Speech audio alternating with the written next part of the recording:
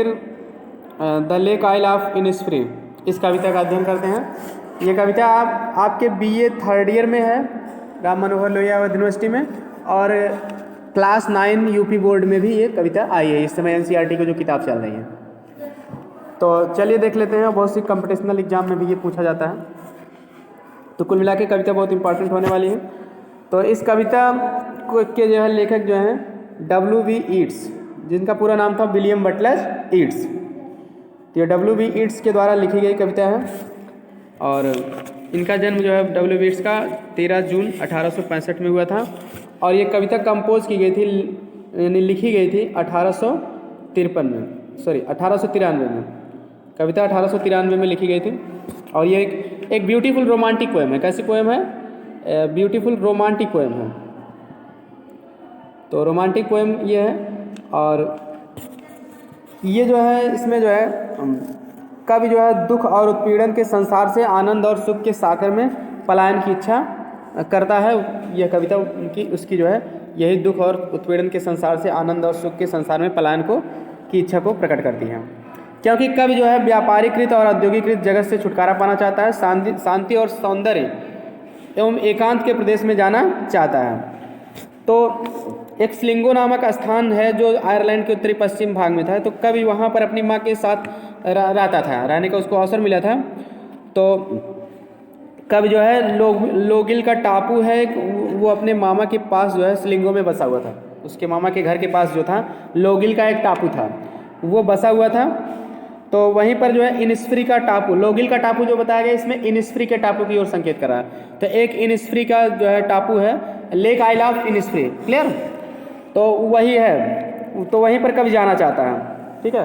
तो lake isle of Innisfree जो है वही जो है संकेत कर रहा है। तो लेक आइल ऑफ इनिस्फ्री, तो लोगिल का टापू था, वही लेक आइल ऑफ इनिस्फ्री के नाम से यहाँ पर है। तो यहाँ कवि जो है इनिस्फ्री के लेक माने होता है झील, आइल माने टापू, क्लियर? इनिस्फ्री नामक स्थान पर एक झील है, वहाँ का जो टापू है, क्लियर? टापू किसको कहते हैं? वाटर जो है, ठीक है, पानी जो है सराउंडेड, ठीक है, रहता है, चारों ओर से घिरा रहता है पानी द्वारा। तो इस तरह से का जो स्थान होता है उसको आइल कहते हैं, टापू। तो चलिए देख लेते हैं। तो the lake isle of Innisfree, Innisfree के झील का टापू, ये कविता का नाम हो गया, W.B. ईट्स द्वारा लिखे गए। तो कभी वहाँ पर जाने की इच्छा प्रकट कर रहे हैं, बहुत वहाँ सोच रहे हैं कि वहाँ पर जाएंगे सुख और शांति मिलेगा, क्लियर? ये व्यापारीकृत और औद्योगिकृत संसार जो लंदन का संसार है वहाँ से उब गया है। तो कभी वहाँ पर जाना चाहता है इनिस्फ्री में, क्योंकि वहाँ पर इनको पहले बहुत शांति और सुकून मिला था, तो इसीलिए इसी इच्छा से फिर जाना चाहता है। तो चलिए इनके पलायनवाद को इस तरह से ये प्रकट कर रही कविता। तो कह रहा है कि I will arise and go now. कवि कह रहे हैं कि आई विल एराइज, मैं, एराइज माने होता है उठना, मैं आई विल एराइज, आई के साथ विल क्या बता रहा है? निश्चय कर लिया है कवि, एकदम संकल्प कर रहा है। आई विल एराइज कि हाँ अब मैं क्या करूँगा? उठ पड़ूंगा, मैं अब उठ पड़ूंगा, निश्चित रूप से एकदम उठ पड़ूंगा। आई विल एराइज, मैं निश्चित रूप से उठ पड़ूंगा। आई विल एराइज मतलब I will surely get up, clear? And go now, and go now मतलब गो एट वंस, और तुरंत मैं चल पड़ूंगा, क्लियर? ना मतलब अभी का अभी चल पड़ूंगा, मतलब मैं निश्चित रूप से उठ पड़ूंगा और अभी का भी चल पड़ूंगा, ऐसा निश्चय कर लिया है। एंड गो टू इनिस्फ्री, और कहाँ तक चल पड़ूंगा? इनिस्फ्री के टापू तक चल पड़ूंगा, क्लियर? मतलब मैं अभी उठूंगा और अभी अभी चला जाऊंगा, कहाँ जाऊंगा? इनिस्फ्री के टापू तक जाऊंगा, क्लियर? टू मतलब तक, किसी स्थान से पहले टू लगता है तक के लिए। तो पहली लाइन का अर्थ क्लियर हुआ कि मैं अभी निश्चित रूप से उठ पड़ूंगा और अभी चला जाऊंगा, तत्काल चला जाऊंगा और इनिस्फ्री के टापू तक जाऊंगा। और क्या करेंगे वहां पर जाके? एंड ए स्मॉल कैबिन, और एक छोटी सी, कैबिन मतलब होता है कमरा, छोटा सा झोपड़ी, ठीक है, क्या कोई भी चीज़ है तो उसको कहते हैं कैबिन। और एक छोटा सा कमरा बनाऊंगा या झोपड़ी बनाऊंगा, चाहे कह दो, क्लियर? छोटा कमरा या झोपड़ी।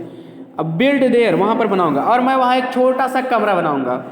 ऑफ क्ले, वो कमरा किस चीज़ का बनेगा? क्ले माने होता है मिट्टी, एंड वाटल्स, वाटल्स माने होता है टहनियाँ, खैर डंठल, उसी को वाटल्स कहते हैं, क्लियर? मेड माने बनाना, of clay and wattles made, और वह मिट्टी और टहनियों का बनेगा, जैसे पेड़ पौधों की जो टहनियाँ होती हैं उसी से।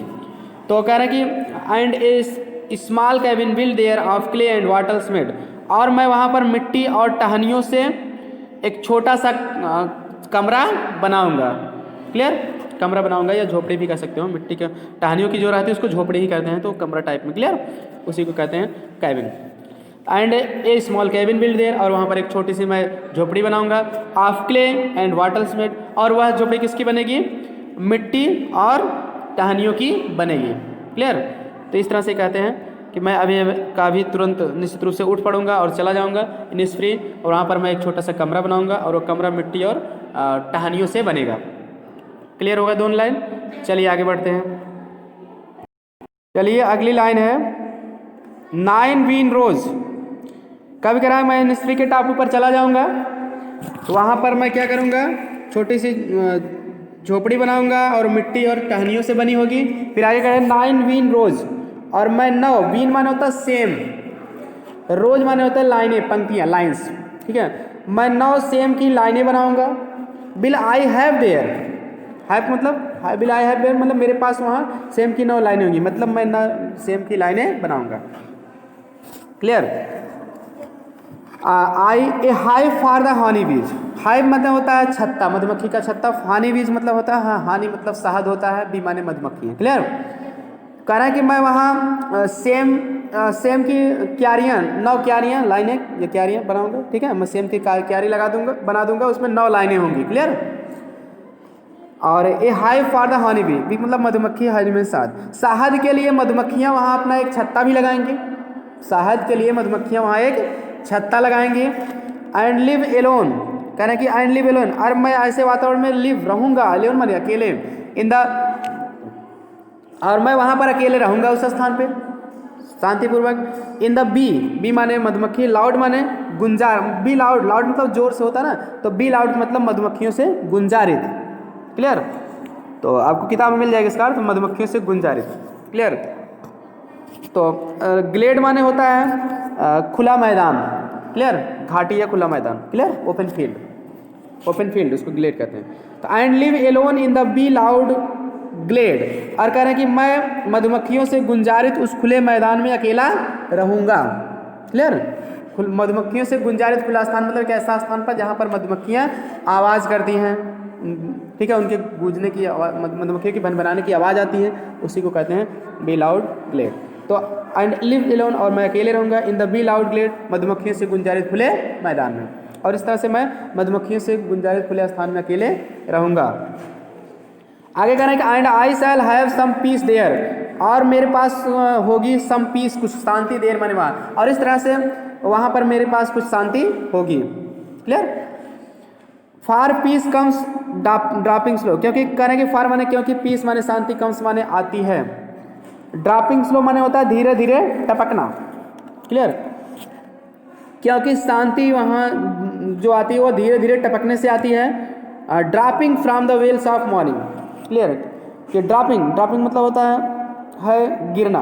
फ्रॉम द वेल्स, वेल्स माने होता है पर्दा या आवरण। मॉर्निंग माने सुबह, जो सुबह के पर्दे से या आवरण से जो है धीरे धीरे गिरता रहता है। मतलब जैसे जहाँ पर रहेंगे, झील के पास रहेंगे, तो वहाँ पानी जो है धीरे धीरे टपक के गिर रहा होता है, तो उसे धीरे धीरे जो है टपक कर गिरने से मतलब कि जो मतलब आवाज़, सॉफ्ट साउंड आएगी, उसी से मेरे मन को भी शांति मिलेगी।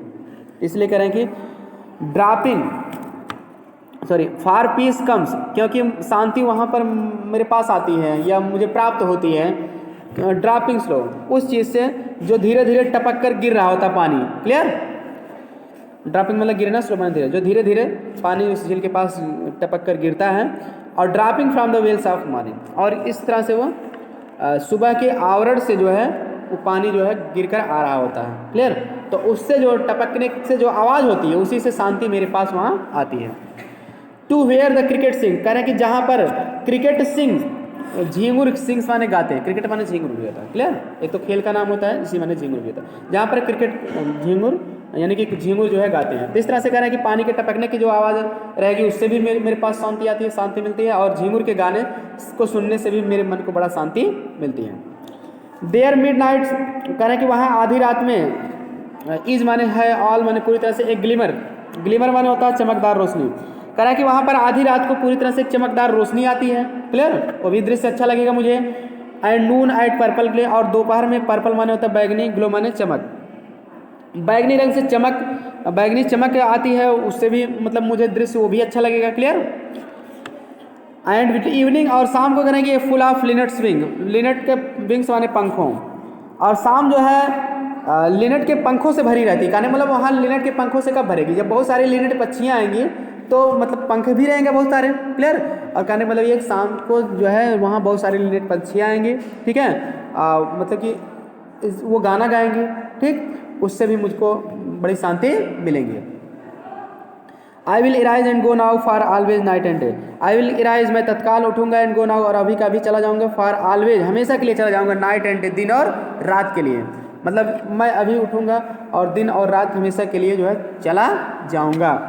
आई हियर लेक वाटर, मैं सुनता हूँ, लेक वाटर माने लेक माने झील का, वाटर माने पानी, मैं झील का पानी, पानी के लैपिंग माने होता है छप छप करने की आवाज़, क्लियर, मैं झील के पानी से छप छप करने की आवाज़ को विथ लो साउंड, धीमी आवाज़ में क्या करता हूँ, सुनता हूँ। बाई शोर माने किनारे से, शोर माने होता है समुद्र का किनारा या झील का किनारा, किसी चीज़ का किनारा जहाँ से पानी गिरता हूँ, clear.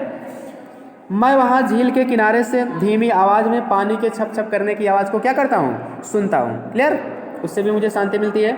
While I stand on the roadway, roadway माने होता है राजमार्ग, ठीक है, तो जब मैं राजमार्ग पर खड़ा रहता हूँ, क्लियर, रोडवे मतलब राजमार्ग या सड़क जिसको कहते हैं, क्लियर, लिखा रहता है सड़कों पर राजमार्ग संख्या इतना, क्लियर, तो वही रोडवे मतलब राजमार्ग या सड़क, जब मैं सड़कों पर खड़ा रहता हूँ या राजमार्ग पर खड़ा रहता हूँ। Or on the pavement grey, pavement माने होता है फुटपाथ, ग्रे माने होता है भूरा अथवा भूरे रंग के फुटपाथों पर खड़ा रहता हूँ, क्लियर। सड़क पर कहीं कहीं फुटपाथ बना रहता है किनारे चलने के लिए, पहले तो अपने यहाँ भी बना था, तो अब तो सब हाईवे हो गया है, तो फुटपाथ इस तरह से कहीं कहीं बड़ा रहता है, क्लियर। तो पहले के समय कभी फुटपाथ को देखकर ऐसा कहे हैं, लिखे हैं, तो भूरे फुटपाथों पर खड़ा रहता हूँ। तो while I stand on the roadway, जब मैं राजमार्ग पर या सड़कों पर खड़ा रहता हूँ अथवा भूरे फुटपाथों पर खड़ा रहता हूँ। I hear it in the deep heart core, तब मैं इसे हृदय के अंतरम भाग से सुनता हूँ। डीप हर्ट कोर, डीप माने होता है गहरा, हर्ट माने हृदय का, कोर माने अंदर का भाग, सेंट्रल पार्ट, ठीक है। तो हृदय, डीप हर्ट कोर माने हृदय का अंतरम भाग, जो सबसे अंदर का भाग, जिसको कहते हैं दिल की गहराई से सुनता हूँ, क्लियर। तो कहने कि I hear it in the deep heart's core, तब मैं अपने हृदय के अंतरम भाग से या हृदय की गहराइयों से ऐसी आवाज़ को क्या करता हूँ, सुनता हूँ। उससे मुझे बड़ा अच्छा लगता है दृश्य को देख कर वहाँ के, और वहाँ की सभी चीज़ों को सुनकर मेरे दिल को बड़ा शांति मिलती है, इसलिए मैं तत्काल का तत्काल इनिस्फ्री टापू चला जाऊँगा। तो ये थी आज की पोएम। आई होप आपको समझ में आ गया होगा। वीडियो पसंद आए तो लाइक, सब्सक्राइब और शेयर कर दीजिए, ठीक है, और अपने दोस्तों के साथ भी शेयर कर दीजिए ताकि सभी लोग पढ़ सकें। अगले कविता की भी आपको वीडियो आपको कल मिल जाएगी, तो इसलिए चैनल को सब्सक्राइब करके रखिए, ज़्यादा से ज़्यादा लोगों को शेयर करिए और बेल आइकन को ऑन रखिए। Thanks for watching this video, मिलते हैं नेक्स्ट वीडियो में।